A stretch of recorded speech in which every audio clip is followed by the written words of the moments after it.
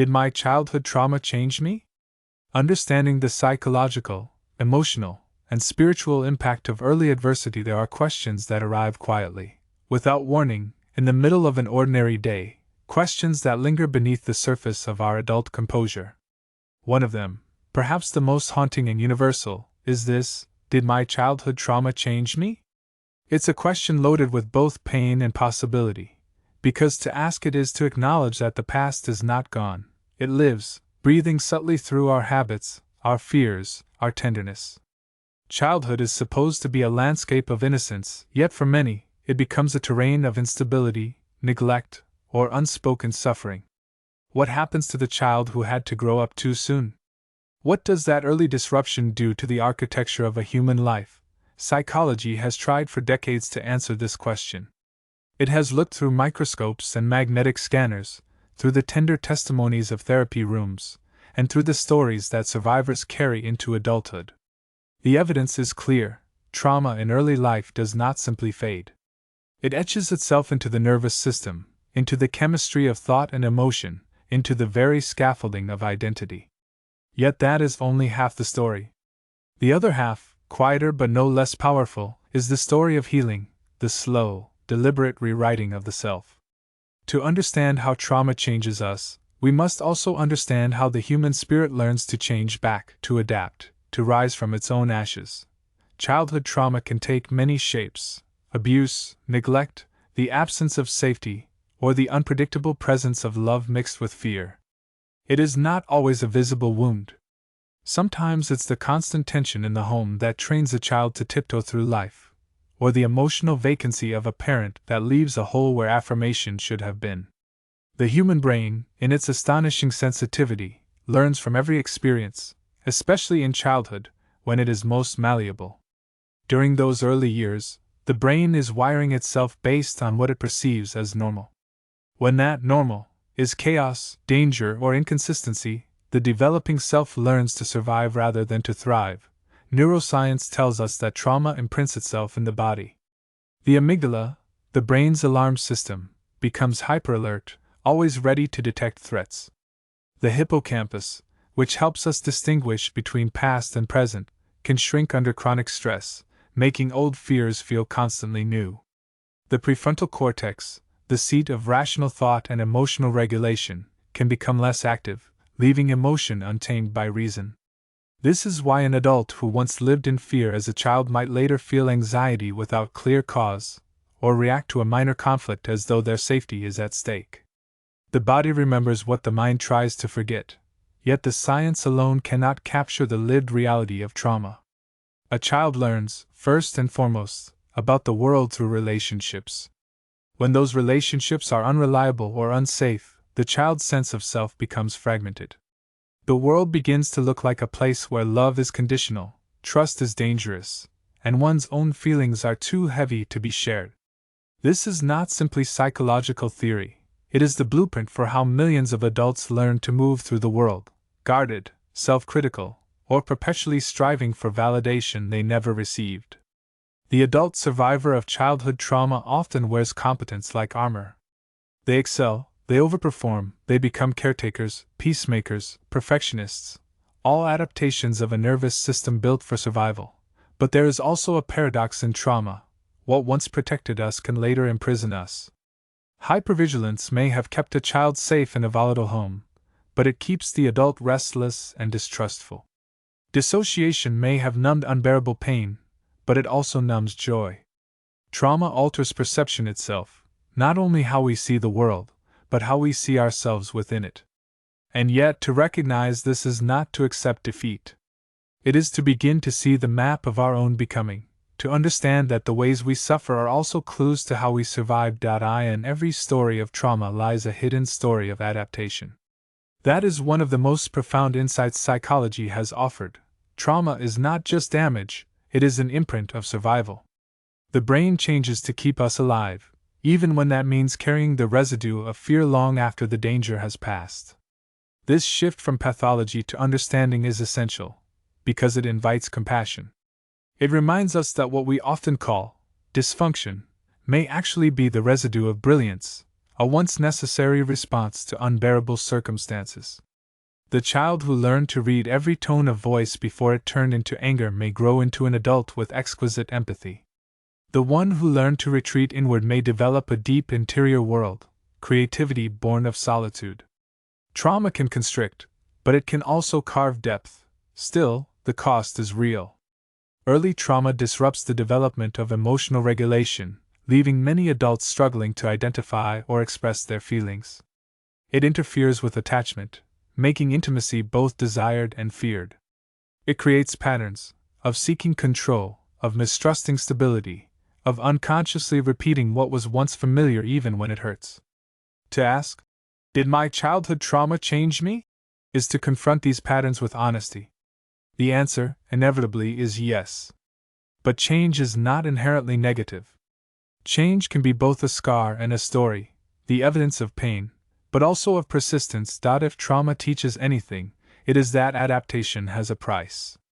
The same vigilance that keeps us alert in danger can exhaust us in safety.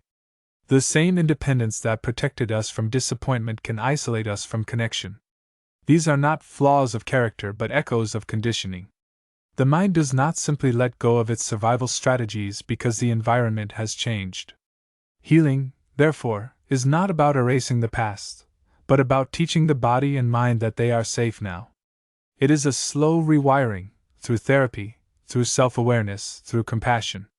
The adult must learn what the child never could: that love need not be earned through perfection, that safety can exist without control, that pain can be felt and survived. Healing, when it begins, is rarely graceful. It often feels like regression, like the adult self unraveling in order to meet the child who never had a voice. Many trauma survivors describe this process as both terrifying and liberating. Old emotions resurface: anger that was once forbidden, grief that had been buried, fear that had been disguised as control. Yet this emotional reckoning is not breakdown, it is integration. The nervous system, after years of guarding its wounds, begins to test the possibility of safety. The body that once existed in a constant state of threat begins to exhale. This, too, is change, not the kind that trauma imposes, but the kind that healing invites. In therapy rooms and support groups, people often discover that their adult reactions make perfect sense when viewed through the lens of childhood experience. The perfectionist learns that their relentless standards were a shield against shame. The people-pleaser realizes they once equated love with compliance. The withdrawn, stoic individual remembers that silence was once the safest language. These recognitions are not mere insights, they are acts of self-compassion. They turn blame into understanding, shame into empathy. To heal from trauma is to see one's own story clearly and to forgive the adaptations that once ensured survival. But the question remains: does trauma define us forever? Can we truly change beyond it? Neuroscience, again, offers a glimmer of hope. The brain, even when scarred by early adversity, retains a lifelong capacity for neuroplasticity, the ability to form new connections and patterns. This means healing is not metaphorical, it is biological. Through consistent safety, nurturing relationships, and therapeutic work, the same brain that once wired itself for fear can gradually wire itself for calm, trust, and joy. The amygdala can quieten, the prefrontal cortex can regain its strength, and the hippocampus can expand once more. The nervous system, which once trembled at the sound of raised voices, can learn the texture of peace. Yet healing is not about returning to who we were before the trauma. That person no longer exists. Rather, healing is an act of becoming, of integrating pain into wisdom, of transforming survival into strength. Post-traumatic growth, a term psychologists use to describe positive change following adversity, captures this paradox.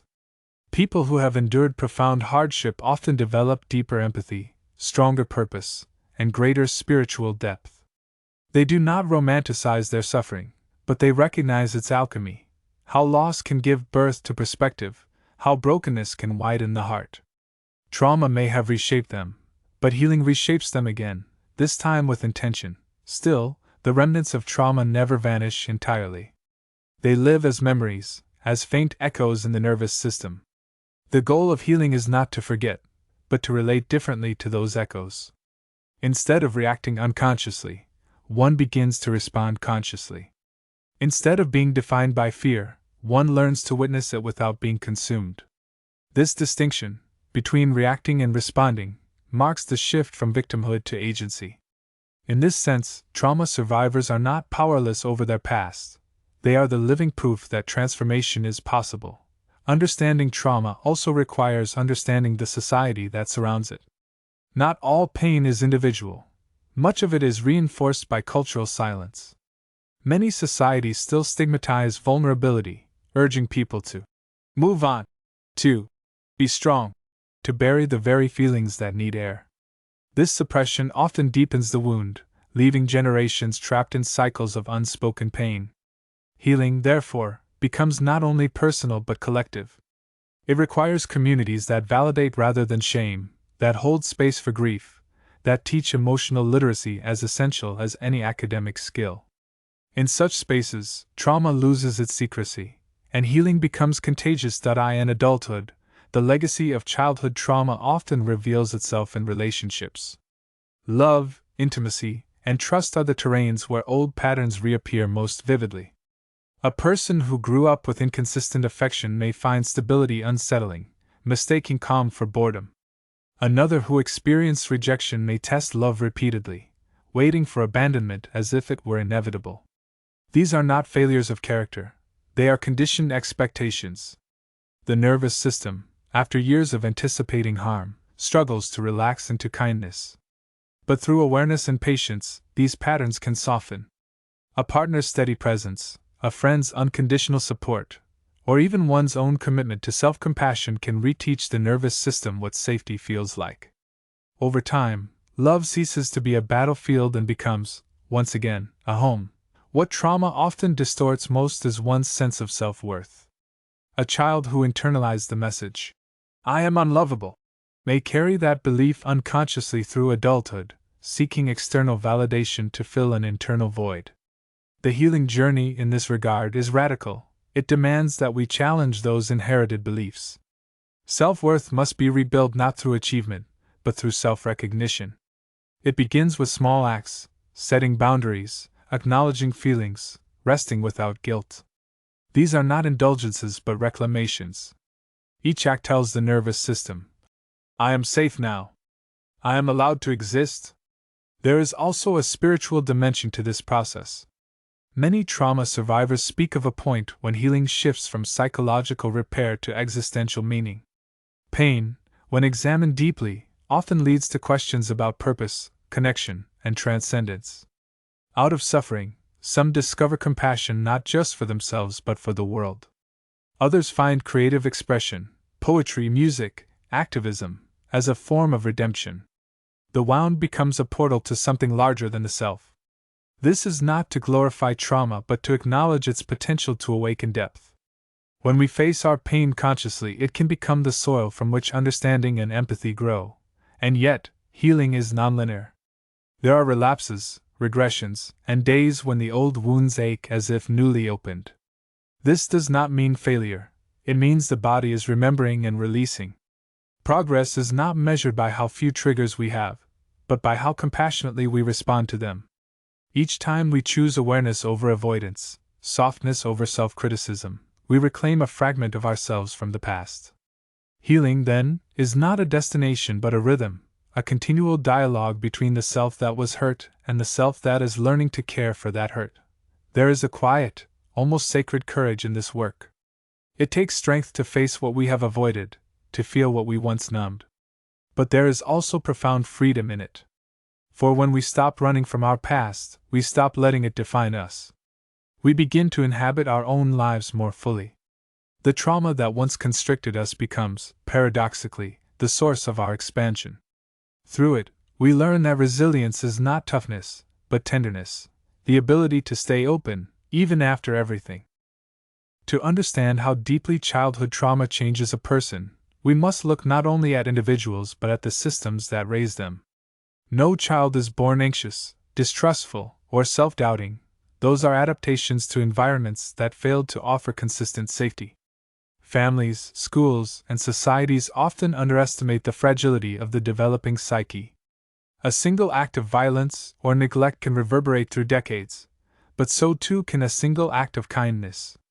The nervous system learns from repetition, and for many, trauma was what was repeated most often. But the same principle applies to healing. Safety, when repeated, rewires.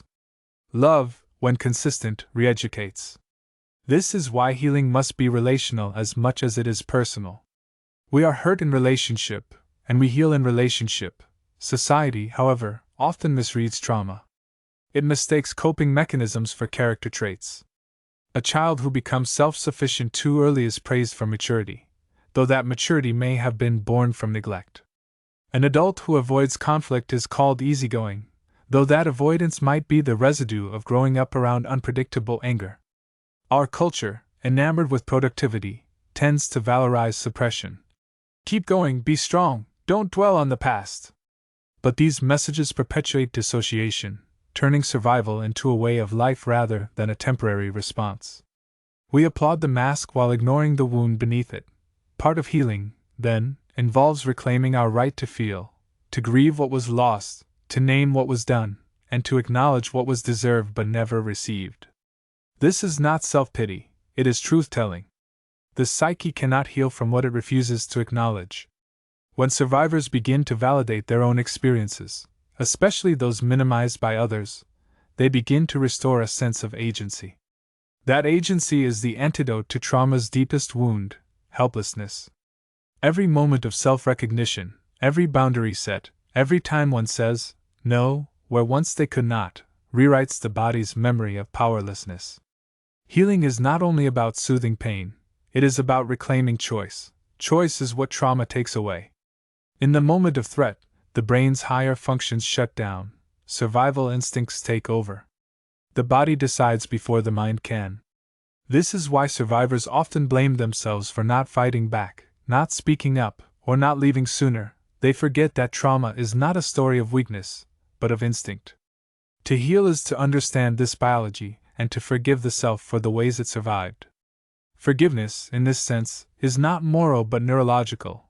It is the body's relief when it no longer has to fight itself. Healing is also not a solitary pursuit. While introspection is vital, connection completes the process. Safe relationships act as corrective experiences, teaching the nervous system that vulnerability can coexist with safety. In therapeutic contexts, this is called co-regulation, the calming influence of another person's stable presence. But it exists beyond therapy, too, in friendships that honor honesty, in communities that listen without judgment, in partners who hold space for fear without trying to fix it. Each of these moments rewires the internal narrative that once said, I am alone in this. The truth slowly becomes, I am not alone anymore. As healing deepens, something profound begins to happen. Many survivors notice that the qualities they once saw as damage begin to transform into gifts. Their sensitivity, once a source of pain, becomes empathy. Their vigilance becomes intuition. Their yearning for meaning becomes a wellspring of creativity. This is not magical thinking, it is the human capacity for redefinition. When pain is integrated, it can become wisdom. The same intensity that once fueled anxiety can be redirected toward passion, purpose, and understanding. The same awareness that once detected danger can now perceive nuance, beauty, and truth. Still, the transformation is not linear.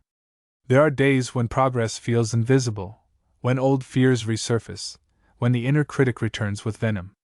These regressions are not failures but reminders. Healing is cyclical, like the tides. Each wave washes over familiar shores, but each time it recedes a little further, leaving behind more space for peace. The nervous system learns safety not through perfection, but through repetition. One safe breath, one honest conversation, one act of self-compassion, these are the small revolutions that rewire a life. What makes the journey remarkable is not that people recover from trauma, but that they grow because of it. Growth does not mean erasing pain, it means integrating it into a larger story. It is the difference between saying, "This happened to me," and "This shaped me, but it is not all of me." In that distinction lies liberation. Many survivors find that healing changes their relationship not only with themselves but with the world. They become more compassionate toward others, more attuned to suffering, more committed to breaking cycles. Their pain becomes a bridge rather than a barrier. They learn to speak the language of empathy fluently because they have known what it means to be voiceless. There is also an element of spirituality, not necessarily religious, but existential. Trauma confronts us with the fragility of life, stripping away illusions of control. In its aftermath, some find meaning in surrender, not as defeat, but as acceptance of what cannot be changed. Others find solace in service, transforming personal pain into a source of collective healing. The journey inward becomes, inevitably, a journey outward. As we tend to our own wounds, we begin to see the woundedness of the world. Healing oneself becomes inseparable from healing others. Perhaps this is the final transformation trauma offers, the recognition that pain, while deeply personal, is also profoundly human. Everyone, in some form, has known fear, loss, or rejection. When we understand our own trauma, we understand others more gently. Judgment softens. Compassion expands. The divisions between the broken and the whole dissolve. We realize that to be human is to be vulnerable, and that vulnerability, when embraced, is not weakness but connection. And so we return to the question, did my childhood trauma change me? The answer is yes, irrevocably. It altered the chemistry of my brain, the rhythm of my heart, the contours of my trust. It taught me to read silence, to anticipate danger, to carry more than I should have. But it also taught me resilience, empathy, depth. It made me curious about the human condition, sensitive to pain, hungry for peace. It forced me to grow into awareness, to ask questions that comfort never would have asked. Trauma changed me, but healing changed me more. Change, after all, is the nature of being alive. We are not static creatures. We are stories in motion. The child who suffered becomes the adult who understands, and perhaps, one day, the elder who teaches. The journey from trauma to transformation is not a straight path but a spiral, each turn returning us to familiar places, but with new eyes, greater compassion, and deeper peace. The past cannot be undone, but it can be integrated. The pain cannot be erased, but it can be given meaning. And in that meaning lies freedom. To live after trauma is to live with a scar, a reminder of both the wound and the healing. A scar does not disappear, but it no longer bleeds. It becomes part of one's skin, a testament to endurance. The same is true of the psyche. We carry our stories not as burdens but as maps. They show where we have been, warn where not to return, and illuminate the paths that lead toward gentleness. In this way, trauma, while it may have changed us, also equips us to change the world, one understanding, one act of compassion, one healed heart at a time. We are all, in some way, survivors of something. And perhaps that is the quiet miracle of humanity, that despite everything, the violence, the loss, the neglect, we continue to reach for connection, for meaning, for love. The child within us, once silenced, learns to speak again through the adult who listens. And in that listening, in that courageous acknowledgement of pain and perseverance, we rediscover what it means to be whole.